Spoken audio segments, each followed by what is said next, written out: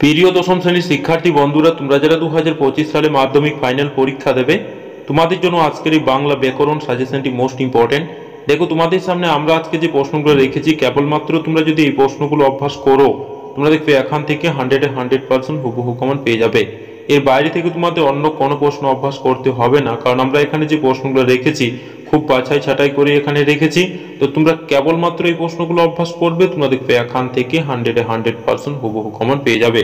তো দেখে নাও প্রথম প্রশ্নটি, বিভক্তি কি? তো দেখো সঠিক উত্তরটি হবে অপশন গ, শব্দের পরে যুক্ত হয়ে বসে। 2 নম্বর দাগের প্রশ্নটি দেখো মোস্ট ইম্পর্টেন্ট, কর্মধারী সমাসের প্রাধান্য থাকে। তো দেখো সঠিক উত্তরটি হবে অপশন খ, পর পদের অর্থের। 3 নম্বর প্রশ্নটি মোস্ট ইম্পর্টেন্ট, আমরা ভিখারি 12 মাস, আমরা পত্তি সমাস হলো। তো দেখো সঠিক উত্তরটি হবে দ্বন্দ্ব সমাস। প্রত্যেকটি প্রশ্নই কিন্তু ভীষণভাবে গুরুত্বপূর্ণ। দিব্য একখানি দিবানিদ্রা দিচ্ছিলেন, দিবানিদ্রা পত্তি সমাস হলো। তো দেখো সঠিক উত্তরটি হবে মধ্যপদলোপী কর্মধারী সমাস, মোস্ট ইম্পর্টেন্ট। হিসাবের সঙ্গে কুস্তি লড়তে তো একেবারেই গোলরাজি, নিম্নরেখা পত্তি কোন সমাসের উদাহরণ? সঠিক উত্তরটি হবে অপশন খ, নং তৎপুরুষ। তারপরে দেখো 6 নম্বর দাগের প্রশ্নটি, ধাতু বিভক্তির আরেকটি নাম কি? সঠিক উত্তরটি হবে অপশন ঘ, ক্রিয়া বিভক্তি। ক্রিয়ার আধানকে কি বলা হয়? সঠিক উত্তরটি হবে অধিকরণ কারক, মোস্ট ইম্পর্টেন্ট।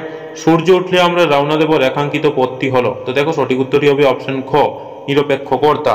পরের প্রশ্নটি দেখো ভীষণভাবে গুরুত্বপূর্ণ, অনুসর্গের অপর নাম কি? সঠিক উত্তরটি হবে অপশন খ, পরসর্গ। সমাস শব্দের অর্থ কি? Most important. তো দেখো সঠিক উত্তরটি হবে অপশন খ, সংক্ষেপে। তোমরা যদি কেবলমাত্র এই প্রশ্নগুলো অভ্যাস করো, তোমরা দেখবে এখান থেকেই টেস্ট এবং ফাইনাল দুটো পরীক্ষাতে 100% হুবহু কমন পেয়ে যাবে। তারপরে দেখে নাও 11 নম্বর দাগের প্রশ্নটি, নিম্নলিখিত কোন সমাজবদ্ধ পত্তি দ্বিগু সমাসের উদাহরণ? তো দেখো সঠিক উত্তরটি হবে তেপান্তর, মোস্ট ইম্পর্টেন্ট কিন্তু এটিও। তারপরে দেখো নিচের কোনটি নিত্য সমাসের দৃষ্টান্ত? সঠিক উত্তরটি হবে লেশমাত্র। ক্ষুদ্রতা অর্থে অব্যয়ভাব সমাস কোনটি? তো দেখো সঠিক উত্তরটি হবে উপভাষা। ওরে ভাই প্লাগুন লেগেছে বনে বনে। তো দেখো এই বাক্যে সম্বোধন পত্তি কি? তো দেখো সঠিক উত্তরটি হবে ওরে ভাই। তো দেখো এই যে প্রশ্নগুলো, এই প্রশ্নগুলো কিন্তু প্রত্যেকটি প্রশ্নই ভীষণভাবে গুরুত্বপূর্ণ, এবং এই প্রশ্নগুলো তোমাদের যে টেস্ট পেপারগুলো রয়েছে বিগত বছরে, সেই টেস্ট পেপারগুলোতে থেকে যে প্রশ্নগুলো মোস্ট ইম্পর্টেন্ট এবং যে প্রশ্নগুলো আসার সম্ভাবনা রয়েছে, সেই প্রশ্নগুলোই কিন্তু এখানে রাখা হয়েছে। তোমরা কেবলমাত্র এই প্রশ্নগুলো অভ্যাস করবে, তোমরা দেখবে এখান থেকে 100% হুবহু কমন পেয়ে যাবে। তারপরে দেখো কি খেলাই না খেললো? এখানে খেলাই হলো। তো দেখো সঠিক উত্তরটি হবে অপশন খ, সমধাতুজ কর্ম। সোনার চামচ, এখানে কি ধরনের সম্বন্ধ আছে? সঠিক উত্তরটি হবে উপাদান। ব্যাকরণে যাকে কর্ম প্রবচনীয় বলা হয় সেটি হলো। তো দেখো সঠিক উত্তরটি হবে অপশন ক, অনুসর্গ। নির্দেশকগুলি প্রকৃতপক্ষে, তো দেখো সঠিক উত্তরটি হবে অপশন গ, বচন। মতান্তর কোন সমাস? সঠিক উত্তরটি হবে অপশন খ, নিত্য সমাস। ব্যাকরণগতভাবে সমাস শব্দটির অর্থ কি? সঠিক উত্তরটি হবে অপশন ঘ, সংক্ষিপ্ত কণ। অনুসর্গ মাত্রই, তো দেখো সঠিক উত্তরটি হবে অপশন ঘ, অব্যয়। ভাত খেয়ে বাড়ি যাব বাক্যটির কর্তা হলো। তো দেখো সঠিক উত্তরটি হবে উহকর্তা। গাড়ি স্টেশনে ছাড়লো, এখানে কোন প্রকার উপাদান কারক হয়েছে? সঠিক উত্তরটি হবে অবস্থানবাচক, মোস্ট ইম্পর্টেন্ট। নির্দেশক প্রধানত যে পদের সঙ্গে যুক্ত থাকে? তো দেখো সঠিক উত্তরটি হবে বিশেষ্য পদের সঙ্গে যুক্ত থাকে। উপমিত কর্মধারয় সমাসের আদৃশ্য থাকে। তো দেখো সঠিক উত্তরটি হবে অপশন ঘ, সাধারণ ধর্ম। তারপরে দেখো 26 দাগের প্রশ্নটি, নিচের কোনটি তৎপুরুষ সমাসের উদাহরণ? সঠিক উত্তরটি হবে অশান্তি। ভাষাবিজ্ঞানীদের মতে সমাস হলো। তো দেখো সঠিক উত্তরটি হবে অপশন ক, 8 প্রকার। প্রত্যেকটি প্রশ্নই কিন্তু ভীষণভাবে গুরুত্বপূর্ণ। অনুসর্গ প্রধান কারকটি কি? তো দেখো সঠিক উত্তরটি হবে উপাদান কারক। অকারক হলো। তো দেখো সঠিক উত্তরটি হবে 2 প্রকার। তোমরা এই প্রশ্নগুলো খুব সুন্দরভাবে অভ্যাস করবে, তোমাদের আর চিন্তাই করতে হবে না, তোমরা এখান থেকেই সব প্রশ্নই টেস্ট এবং ফাইনাল দুটো পরীক্ষাতেই হুবহু কমন পেয়ে যাবে। তারপরে দেখো 30 নম্বর দাগের প্রশ্নটি, কলমে কায়স্থ চিনি গফেতে রাজপুত, এটি একটি। তো দেখো সঠিক উত্তরটি হবে অপশন গ, করণ কারক। বিপদে মোরে রক্ষা করো, রেখাঙ্কিত পদটির কারক নির্ণয় করো। তো দেখো সঠিক উত্তরটি হবে অপশন খ, উপাদান কারক, মোস্ট ইম্পর্টেন্ট। সমাসে একাধিক পদ মিলিত হয়ে নতুন পদ গঠন করে তাকে কি বলে? সঠিক উত্তরটি হবে সমস্ত পদ, মোস্ট ইম্পর্টেন্ট। ত্রিভুবন সমাস, তো দেখো সঠিক উত্তরটি হবে অপশন খ, দ্বিগু। তারপরে দেখো বহুব্রীহি শব্দের অর্থ কি? তো দেখো সঠিক উত্তরটি হবে বহুধান। বিভক্তি শব্দটির ব্যুৎপত্তি হলো। তো দেখো সঠিক উত্তরটি হবে বি ভজ প্লাস তি, মোস্ট ইম্পর্টেন্ট কিন্তু এই প্রশ্নটিও, বি মাইনাস ভজ প্লাস তি, এই প্রশ্নটি কিন্তু মোস্ট ইম্পর্টেন্ট। তারপরে দেখো অকারক হলো। তো দেখো সঠিক উত্তরটি হবে সম্বন্ধ ও সম্বোধন, মোস্ট ইম্পর্টেন্ট।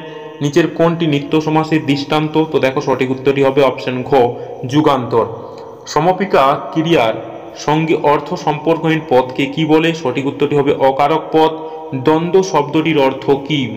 Most important. তো দেখো সঠিক উত্তরটি হবে অপশন ক, মিলন।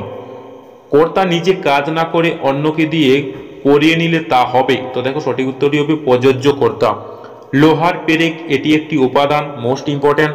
অন্যদিশ্য দেশান্তর এটি যে সমাসের উদাহরণ? তা হলো? তো দেখো সঠিক উত্তরটি হবে নিত্য সমাস। পুত্র কি আর কহিব পুত্র হলো? তো দেখো সঠিক উত্তরটি হবে অপশন গ, সম্বোধন। সিংহাসন কোন কর্মধারী সমাসের উদাহরণ? তো দেখো এই প্রশ্নটি তোমরা নিশ্চয়ই কমেন্ট করে জানাবে, এই প্রশ্নটি কিন্তু মোস্ট ইম্পর্টেন্ট একটি প্রশ্ন। তারপরে দেখো একটি নিত্য সমাসের উদাহরণ দাও। সঠিক উত্তরটি হবে গ্রামান্তর। সমাস শব্দের ব্যুৎপত্তি অর্থ হলো? তো দেখো এই প্রশ্নটি একটু রিপিট রয়েছে, সম মাইনাস অস প্লাস অ।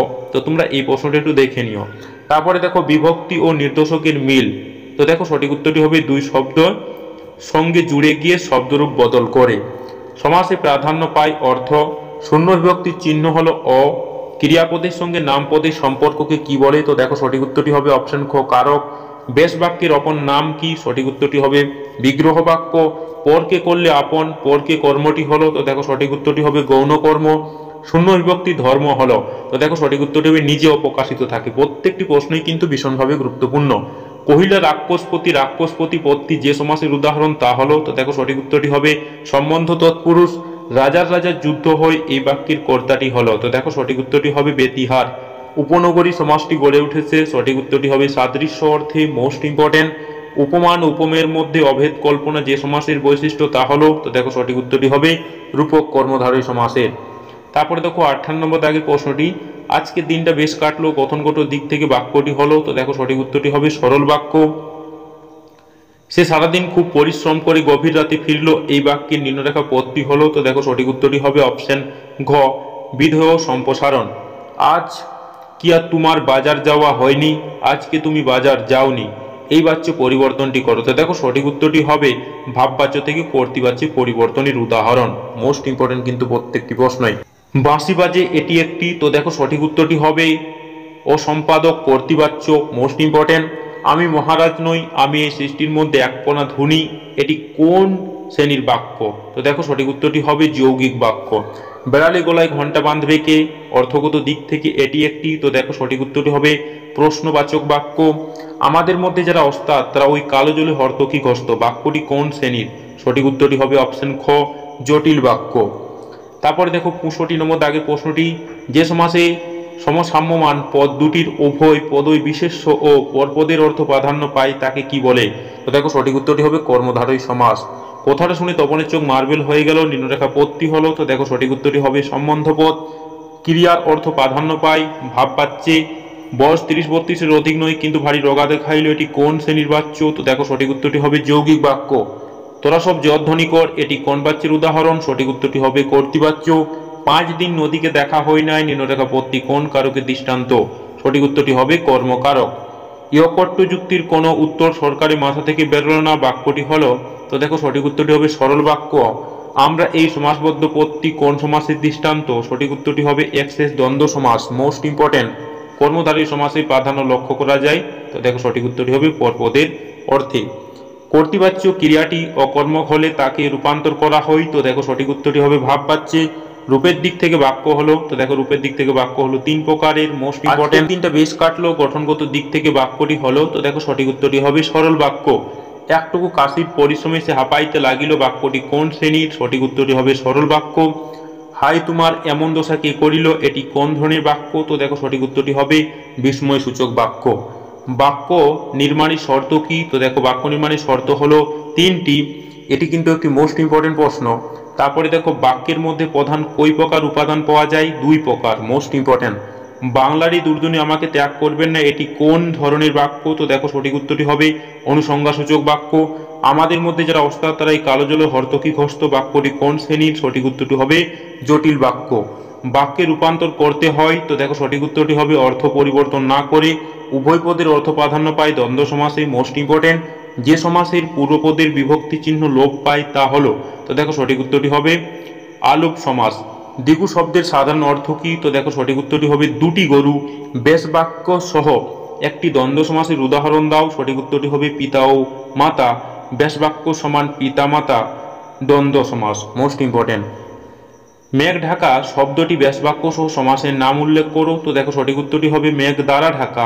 ব্যাসবাক্য সমান মেঘে ঢাকা করণ তৎপুরুষ, মোস্ট ইম্পর্টেন্ট।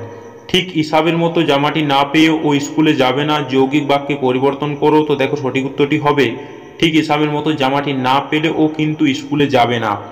তারা আর স্বপ্ন দেখতে পারলো না, ভাববাচ্যে পরিবর্তন করো। তো দেখো তাদের আর স্বপ্ন দেখা হলো না।